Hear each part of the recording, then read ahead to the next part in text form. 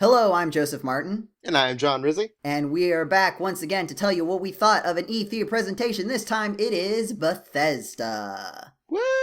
Bethesda definitely has a lot to make up for this year. They did not have a good year, and this is honestly, this was one of the few presentations where I was actually nervous going into it just Yeah, because of how it was going to be. And honestly, that nervousness was not entirely misplaced in my opinion. true. Yeah, the pacing. There was a lot of, hey, we're sorry. Like our video games, like us, aren't we great? Look at all these people that like our video games. You should like our video games too.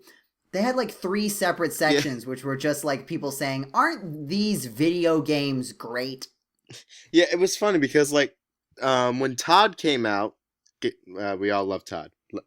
Praise Todd. But he was like very like unsugarcoating the fact that Fallout 76 was not received well at all by anybody.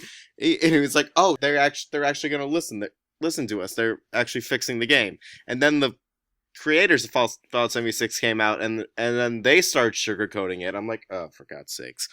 Yeah. It Ugh. just I don't know. It was a weird energy too that he brought to it because he was. It seemed like they were trying to acknowledge it, but they were just being. It felt uncomfortable. Whenever they were acknowledging it, it felt uncomfortable. Yeah, And except for I Todd. thought I would really hope that they would just address it and move on. But he kind of wallowed in it for a while, and I was just like, I'm not happy with this. Cool, I understand the idea of it, but I am uncomfortable right now. Please move on. And then immediately, and then also immediately after that was the first big I really like all Bethesda games, and they defined me as a person, and you should like our video Oh games. my god, that video was so weird.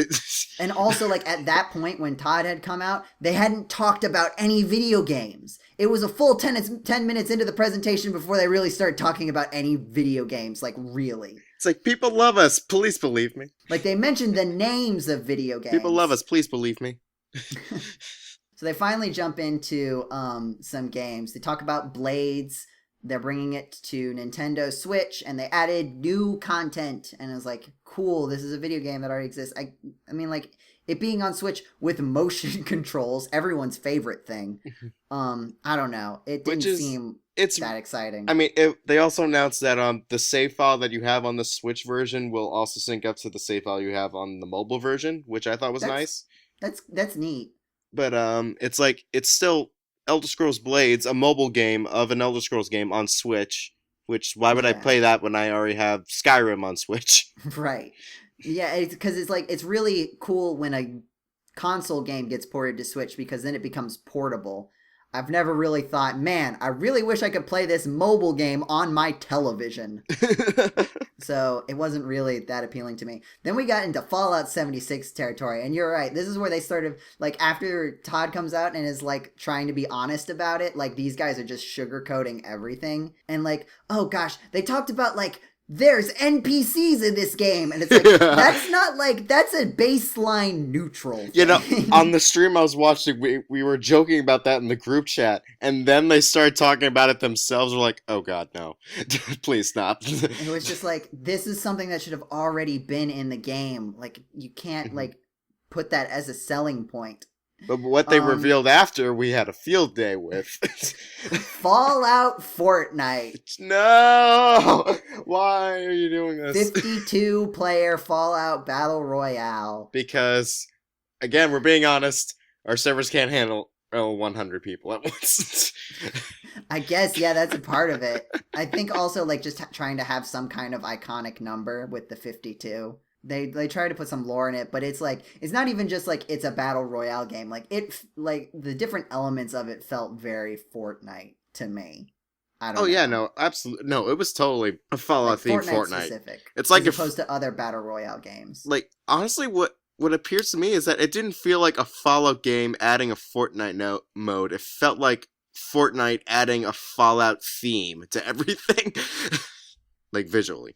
The next thing I have in my notes is Ghostwire.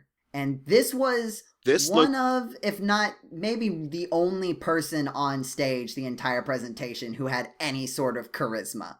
The I woman who totally agree. did Ghostwire. She was great. it was still kind of awkward, but it was like gleefully and charmingly awkward. Yeah, like she was owning it, Yeah, she right? Like was. English is not her first language. Oh That's a yeah, really hard yeah, thing no, to do. yeah, no, It's a really hard thing to do to speak in front of people in your native language. And she was like totally, she owned the stage. She was confident. She was honest.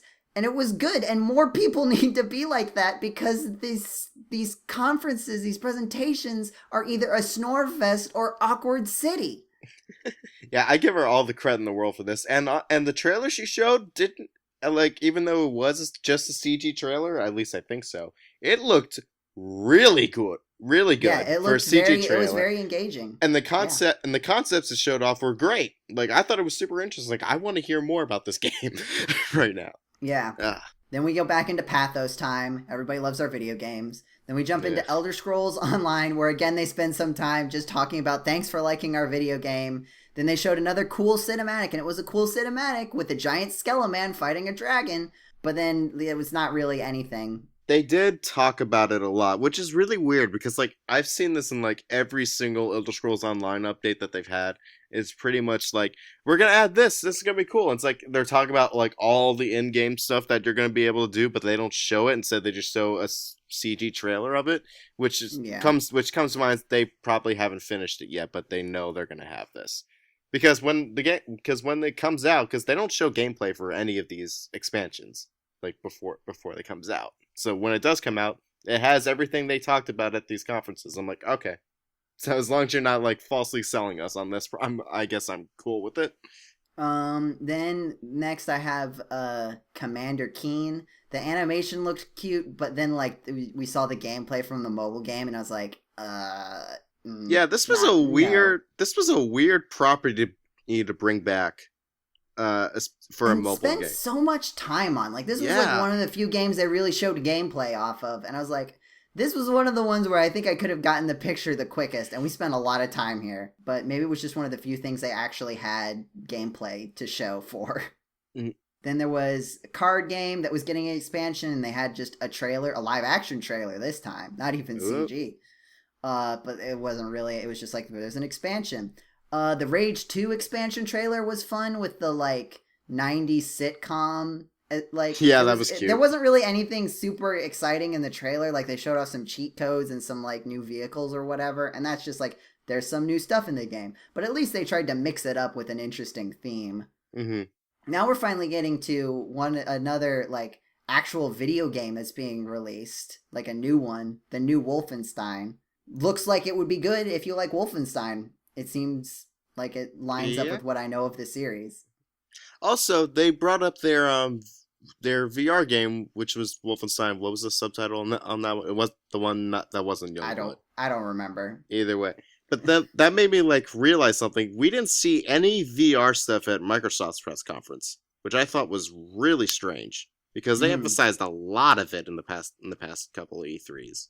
Yeah. Then they showed off Deathloop, another cool concept that wasn't really expounded on. It was just a CGI trailer. Another round of Pathos. And then finally, the saving grace. It comes out. And the presentation takes a wild turn for the positive at this point. It's just like one short gameplay trailer, like, okay, cool, I guess that's gonna be it. And then they show another one. And then another one. And then another one. Not even to Doom, because they start out with Orion. And if Orion does what they say that it does, that's fantastic. Yeah. And it's hard for me to tell like how much they could be making stuff up or hiding things. Yeah, and something I wanted to ask about this is this like a streaming service separate from Google Stadia, or is it working in tangent with Google Stadia? The idea is, based on what I understand from the presentation, it's a system that optimizes games for streaming like setups. So it runs some sort of optimization, does some, I don't know how exactly it would do it, but it does some kind of optimization that makes games run with less lag and run better over streaming services. So like eliminating latency by doing some kind of optimization of whatever data is being sent over or how data is being generated. I can't tell you how much I would need to know how it works, but it said that it would reduce bandwidth and reduce input lag. And then they did bring out a demo And of course, you don't know how far away that person was from whatever thing was showing off the Doom gameplay on her mobile phone. It was like It right looked fine. backstage. It was kind of hard to tell because it was a tiny little screen. But again, if it can do what it says it can do, that's really cool and probably really important considering how much game streaming has been pushed. Game streaming has been pushed before, but we're in the middle of a new cycle of it being pushed. And if they can deliver on this, that's really good for them. They'll probably make a lot of money selling their thing. Yeah, that's the thing. Is this going to be something that we'll have to pay for separately as if we get like Google Stadia or another streaming service, or is this going to be it's something that included? it would be incorporated into the game design. So the designers Okay. would implement it in their game, sort of like not as fundamental as like a game engine that a studio would develop and then would be used in a game, but I think something like that where it's something that you implement in your game, but it's not like a service. It is like software that is packaged with a game so that it can do streaming stuff. Interesting. But then we get to Doom Eternal, and you can't tell, but I spell that incorrectly every single time I encounter it. Instead of Doom Eternal, I always think of it as Doomy Eternal. I thought you were going to say Doom Internal, but like, no, okay. It looks cool. It looks as cool as the old Doom does. They showed a ton of gameplay. I was like, finally, some gameplay, and it looks good. And it was like new stuff in each trailer too, which I was so shocked by. Yeah. And like, I'm not really into like violent alien blood guts games for the most part, but even I was kind of captivated by this. Like, it just looked good, and they showed a trailer that was like, highlight gameplay, and then they had like a whole section where it was just like a section of the game, a level, and it was just this continuous thing of that. And I was like, I really appreciate that, because if I was really interested in buying this game, and again, like the genre isn't like up my style, but again, I was intrigued by this game still, and that would be the kind of things I'd want to see at an E3 presentation. I was really happy about that. Yeah, and I played the hell out of the first game, and so every new thing I see from this, it just looks better and better and better, and I cannot wait to get my hands on this game. You know what's also coming out for Switch? What? Doom Eternal. There's a Switch version too. Right, yeah. It's coming out, I think, with the rest of them. At least if it isn't, it hasn't been announced officially yet. But yeah, the fact that it's going to be on Switch is going to be cool. And honestly, might mean that I play it. We'll see. Do it. And then they talked about having they advertised their booth and their presentations at QuakeCon for a bit, and then they had to get in one last bit of pathos in there before they wrapped up. So Doom definitely saved this from being like a disaster, I would say. Yeah, I would fully agree with that. The id Software block was like definitely saved this presentation from disaster, because if you didn't include that, this would have been a terrible presentation with like one charismatic woman being the only saving grace. At least from my perspective. There might be other cool things, but a lot of it was just CGI trailers before that. So, John, what about you? What did you think of it as a whole? I agree. I didn't think it was like as painfully awkward as some of the other parts, but I mean, I thought it was just doable. I was like, all right, that's fine. But there were a lot of moments where that dragged on to me. I'm like, we're still talking about this and whatnot. But yeah, no, I'm looking forward to Doom Eternal. I'm looking forward to that Ghostline Tokyo game that the charismatic one was talking about. And yeah, that's pretty much it.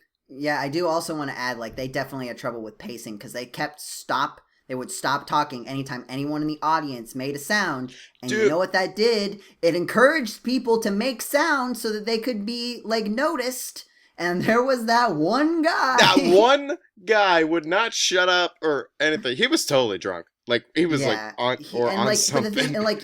Yes, that's on him for being a butt. But also, they needed to stop talking every time he made a noise, because that just made him want to make more noises. That's the thing, though. Like, these people coming up, they're not professional speakers. They're game developers, like, want to talk about their game. So it's like, of course, when someone yells out, it's like, I love you or whatnot, they're going to respond to it because they're not trained to handle it properly. Unlike Keanu Reeves, for example. If you're going to be doing E3 presentations, you got to be able to talk through the audience. You have to do it, or this show is gonna be so slow, and it was so slow because they kept stopping anytime anyone made a sound. Because if anyone made a sound and then they stopped, then the rest of the crowd needed to join in to fill what would otherwise be empty space.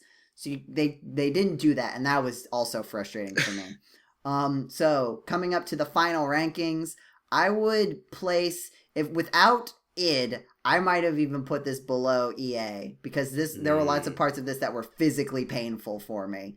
But with id Software, I think it brings it up to above EA, but still not as good as Microsoft, just because Microsoft didn't really have anything really bad, and there were some cool stuff, but like, even though Microsoft was underwhelming, no part of it was painful. Also, I just want to point out my disappointment in not seeing anything from Starlink or Starfield or Elder Scrolls 6. All right, All right. so thanks for listening to this recap. Be sure to tune in to the GC.net YouTube channel for more E3 coverage as we continue on through the week. Make sure to tell us what you thought about this presentation in either the YouTube comments on our Facebook or Twitter. Just search for GameCola and you'll find us. And yes, thanks for listening, and we'll see you for the next presentation. Woohoo! Even though Banjo-Kazooie. That was in Microsoft. Oh, yeah. Never mind. I'm going to edit that out. Oh, okay. I thought you were doing a bit.